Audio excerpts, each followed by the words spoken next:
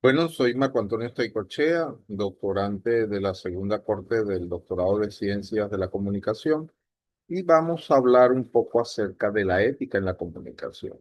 Sin duda alguna, uno de los problemas que se ha presentado los últimos años es poder tener claridad en qué es lo que es la ética. Y escuchando a la doctora Adela Cortina, veíamos cómo ella nos habla de que hay muchas personas que plantean que la ética es algo que cada uno en particular define y establece.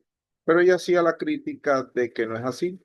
La ética es intersubjetiva, o sea, se construye entre los seres humanos, entre las sociedades, entre los distintos espacios en donde nosotros interactuamos, y entonces ahí establecemos lo que debe ser la ética. Y hay cosas que son muy claras, aunque algunos quieren tratar de que hay aspectos difusos de lo que sería la conceptualización de la ética. Existen procesos muy claros, y en la comunicación lo es también así.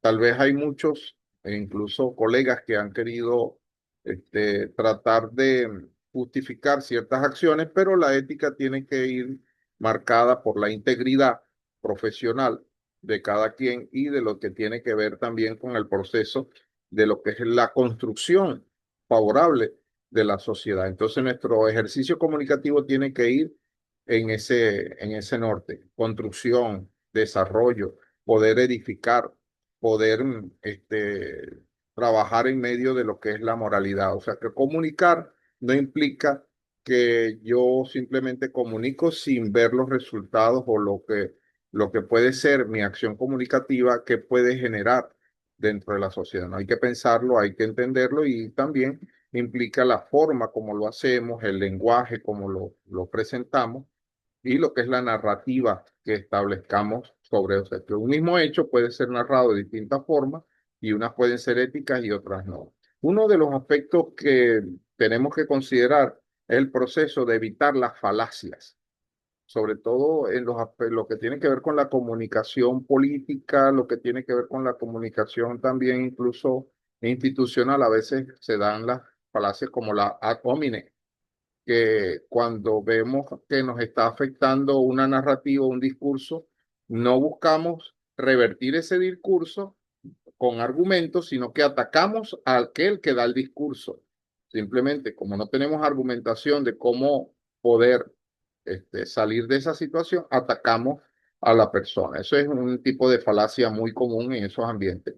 Pero también están las falacias que se dan desde el punto de vista autoritativo, por ejemplo, que es cuando nosotros empezamos a falaciar: no, es que yo hice esto porque recibí la orden, porque de la editorial me dieron esta orden. Pero sencillamente, el común comunicador, nosotros tenemos que tener nuestros límites éticos y saber qué es lo que debemos hacer. Entonces, tenemos que trabajar en eso. Otra cosa es que los hechos deben ser los que establezcan los argumentos necesarios para construir las narrativas, y no son las narrativas las que deben dar argumentación para generar los hechos. Entonces, eso también es bien importante que nosotros podamos verlo desde el punto de vista. Otro aspecto que tenemos que considerar es para qué hacemos las cosas.